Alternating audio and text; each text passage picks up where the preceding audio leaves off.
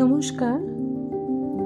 আজকে আবার আমরা চলে এসেছি ভগবান শ্রী রামকৃষ্ণের আরেকটি নতুন গল্প নিয়ে।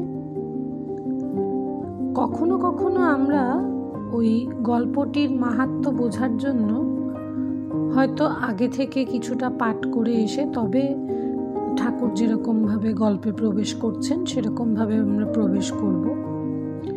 আবার কখনো কখনো দেখা যাবে যে ঠাকুর গল্পটি বলে তারপরে হয়তো আরও বেশ কিছু কথা বলছেন, যেখানে আমাদের পরের অংশটুকু পড়লে ওই গল্পটির মাহাত্ম্য আমরা আরও ভালো করে বুঝতে পারব। চলুন তাহলে আজকের পাঠ আমরা শুরু করি। এখানে মাস্টারমশাই লিখছেন ব্রাহ্ম সমাজে প্রার্থনা পদ্ধতি ও ঈশ্বরের ঐশ্বর্য বর্ণনা। 1882 খ্রিস্টাব্দে 28 অক্টোবর শিথির ব্রাহ্ম সমাজে শ্রীরামকৃষ্ণ। ঠাকুর পূর্ব কথা বলছেন, দক্ষিণেশ্বরে রাধাকান্তের ঘরে গয়না চুরি 1869 খ্রিস্টাব্দ। শ্রীরামকৃষ্ণ শিবনাথের প্রতি, হ্যাঁ গা, তোমরা ঈশ্বরের ঐশ্বর্য অত বর্ণনা করো কেন? আমি কেশব সেনকে ওই কথা বলেছিলাম। একদিন তারা সব ওখানে কালীঘরে গিয়েছিল। আমি বললুম, তোমরা কিরকম লেকচার দাও আমি শুনব। তা গঙ্গার ঘাটের চাঁদনিতে সভা হলো, আর কেশব বলতে লাগলো, বেশ বললে। আমার ভাব হয়ে গিয়েছিল। পরে কেশবকে আমি বললুম, তুমি ওগুলো এত বলা কেন? হে ঈশ্বর, তুমি কি সুন্দর ফুল করিয়াছ, তুমি আকাশ করিয়াছ, তুমি তারা করিয়াছ, তুমি সমুদ্র করিয়াছ, এইসব। যারা নিজে ঐশ্বর্য ভালোবাসে তারা ঈশ্বরের ঐশ্বর্য বর্ণনা করতে ভালোবাসে।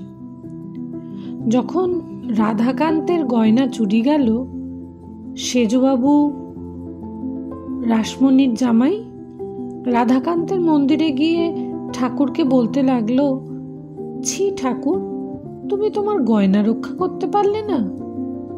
আমি সেজবাবুকে বললাম, ও কি তোমার বুদ্ধি? স্বয়ং লক্ষ্মী যাঁর দাসী পদসেবা করেন, তার কি ঐশ্বর্যের অভাব? এ গয়না তোমার পক্ষেই ভারী একটা জিনিস, কিন্তু ঈশ্বরের পক্ষে কতকগুলো মাটির ডেলা। ছি, অমন হীন বুদ্ধির কথা বলতে নাই। কি ঐশ্বর্য তুমি তাকে দিতে পারো? তাই বলি, যাকে নিয়ে আনন্দ হয় তাকেই লোকে চায়। তার বাড়ি কোথায়, কখানা বাড়ি, কটা বাগান, কত ধন জন, দাস দাসী, এ খবরে কাজ কি? নরেন্দ্রকে যখন দেখি তখন আমি সব ভুলে যাই। তার কোথায় বাড়ি, তার বাবা কি করে, তার কটি ভাই, এসব কথা একদিনও ভুলেও জিজ্ঞাসা করি নাই।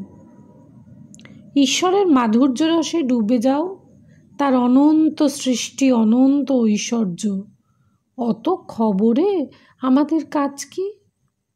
আবার সেই গন্ধর্ব নিন্দিত কণ্ঠে সেই মধুরিমাপূর্ণ গান, ডুব ডুব ডুব রূপসাগরে আমার মন, তলাতল পাতাল খুঁজলে পাবি রে প্রেম রত্নধন।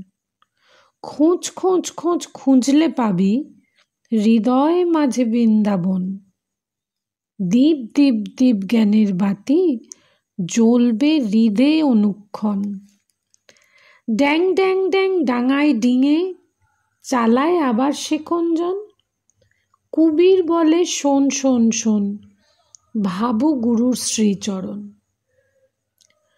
তবে দর্শনের পর ভক্তের স্বাদ হয় তার লীলা কি দেখি। রামচন্দ্র রাবণবধের পর রাক্ষসপুরী প্রবেশ করলেন। বুড়ি নিকষা দৌড়ে পালাতে লাগলো। লক্ষ্মণ বললেন, রাম, এ কি বলুন দেখি, এই নিকষা এত বুড়ি কত পুত্রশোক পেয়েছেন, তার এত প্রাণের ভয়ে পালাচ্ছে? রামচন্দ্র নিকষাকে অভয় দান করে সম্মুখে আনিয়ে জিজ্ঞাসা করাতে নিকষা বললেন, রাম, এতদিন বেঁচে আছি বলেই তোমার এত লীলা দেখলাম, তাই আরও বাঁচবার স্বাদ আছে। তোমার আরও কত লীলা দেখব। সকলের হাস্য। শিবনাথের প্রতি, তোমাকে দেখতে ইচ্ছা করে, শুদ্ধাত্মাদের না দেখলে কি নিয়ে থাকব? শুদ্ধাত্মাদের পূর্বজন্মের বন্ধু বলে বোধ হয়। আজকের গল্প আমরা এখানেই শেষ করব। এর পরের দিন আবার হাজির হয়ে যাব আরেকটি নতুন গল্প নিয়ে। ততক্ষণ সবাই ভালো থাকবেন, সুস্থ থাকবেন, খুব আনন্দে থাকবেন ঠাকুরমা স্বামীজিকে নিয়ে। নমস্কার।